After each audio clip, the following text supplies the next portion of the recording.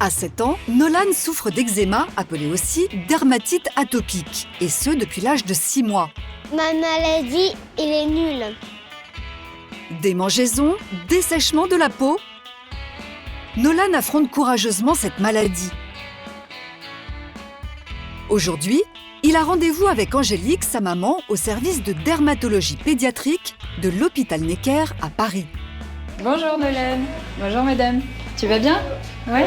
Tu as le visage assez rouge là. Il est particulièrement plus rouge en ce moment ou c'est tout le temps comme ça ? Tout le temps.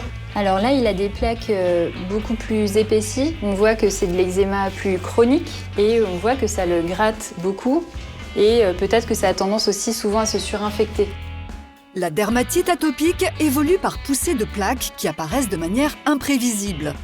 La pollution, la saison des pollens, la qualité de l'eau, l'humidité de l'air, le froid sont autant de facteurs déclencheurs d'une poussée d'eczéma. On entend souvent que le stress est aussi un facteur déclenchant. Qu'en pense notre spécialiste ? Le lien entre stress et eczéma, je dirais qu'il concerne plutôt les adultes.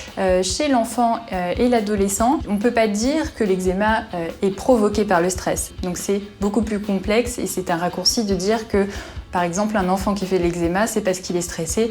C'est faux. En fonction de l'âge, l'eczéma ne touche pas les mêmes zones.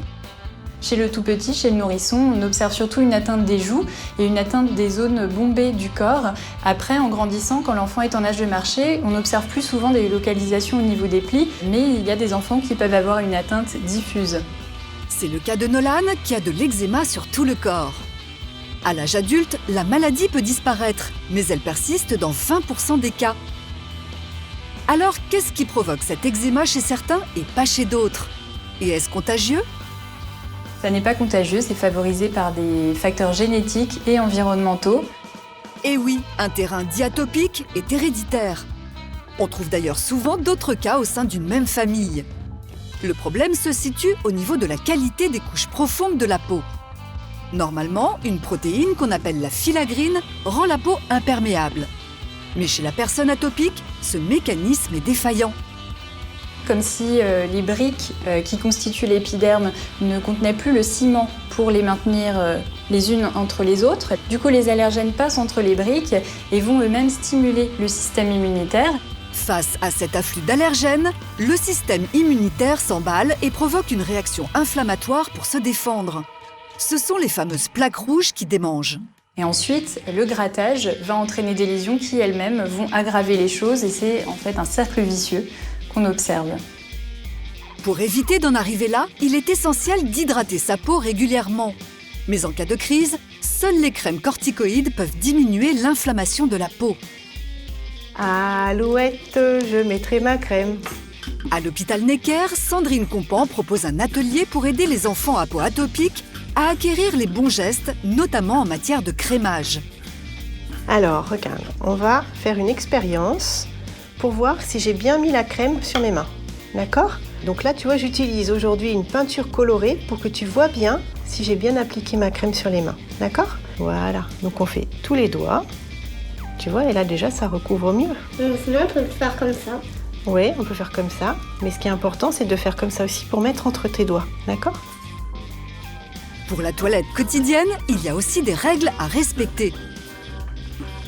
Généralement, on conseille une eau autour de 34 degrés, donc ni trop chaude ni trop froide, parce que si on fait trop chaud ou trop froid, ça va accentuer la sécheresse de la peau.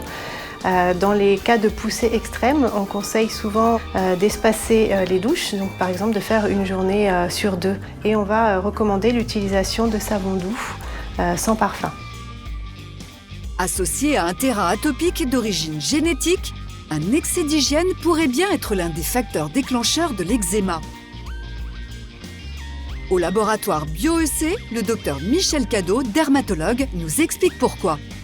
On s'est aperçu en fait que les gens qui vivaient à la campagne et qui avaient des contacts répétés avec des animaux développaient moins souvent de l'eczéma que ceux qui étaient mis un petit peu en couveuse pendant toute leur enfance. Je pense que lorsqu'il y a ce manque de contact avec les allergènes dans la prime enfance, c'est certainement une des raisons du développement de l'eczéma dans notre population. Alors faut-il se laver moins souvent ou simplement autrement? La réponse se trouve peut-être dans les savons dits sans savon, aussi appelés syndettes, qui respectent mieux la peau. Il y a une barrière au niveau de la peau qui empêche les agressions, qu'elles soient physiques ou les agressions bactériennes. Donc les peaux très fragiles ont besoin absolument de cette barrière lipidique, qu'elle se reconstitue rapidement après un lavage. C'est ce qu'on appelle le film hydrolipidique. Grâce à une expérience, nous allons mettre en évidence l'action d'un savon classique Bonjour. et d'un syndette sur ce film protecteur. Nous appliquons sur les joues de Barbara, notre cobaye, des mini-buvards. Ces petites taches noires qui apparaissent, c'est le film hydrolipidique. À présent, Barbara se lave les joues, à gauche avec le syndette, à droite avec du savon. Dans les deux cas, et c'est normal, le film protecteur de la peau disparaît au lavage, puis il va se reformer. Mais regardez, avec le savon, cela prend 3h30, contre seulement 1h30 avec le syndette. La particularité du syndette, c'est son pH, ici en jaune. Il est identique à celui de la peau, donc il ne l'agresse pas. Ce qui n'est pas le cas du savon classique. Donc nous voyons ici que nous trouvons un pH entre 6 et 7 en ce qui concerne le savon.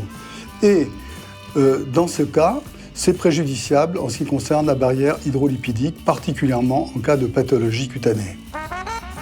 Voilà pourquoi les savons ordinaires ne conviennent pas aux peaux ultra sensibles comme celle de Nolan.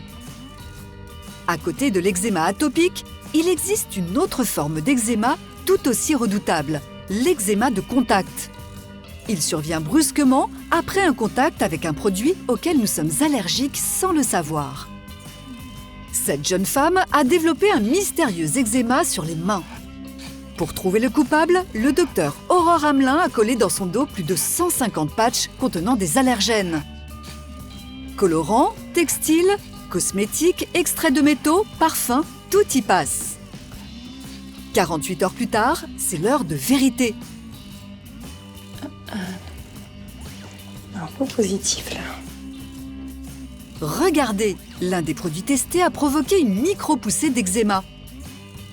Le test positif qui ressort aujourd'hui, c'est le nickel. Donc c'est contenu, c'est un métal qui se trouve dans beaucoup d'objets métalliques que l'on trouve dans notre quotidien, les clés, les poignées de porte, les poignées de placard. Ça peut être une boucle métallique sur votre sac. Désormais, cette patiente ne doit plus toucher d'objets contenant du nickel. C'est la seule solution. Vous savez désormais que l'eczéma atopique est une maladie héréditaire et non contagieuse qui s'améliore souvent à l'âge adulte, surtout si l'on soigne sa peau. Quant à l'eczéma de contact, c'est une réaction allergique qui peut affecter n'importe qui.